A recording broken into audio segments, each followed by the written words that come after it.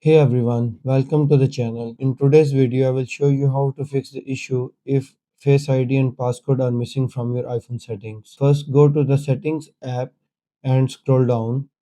Normally, you should see the Face ID there, but if you don't find it, don't worry. Here's how to fix it. Here is the option, the screen time.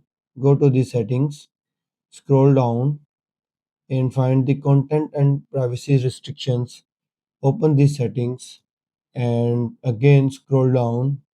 You will find the option passcode and face ID. Currently its setting is don't allow. Please open the settings and make sure is allowed. Now go back to your settings in the main menu and you will see the options here. If don't, you can refresh your settings so the option will be visible there. That's it. Quick and easy. If this video helped you, don't forget to like, subscribe and hit the bell icon button for more tip and tricks. Thanks for watching.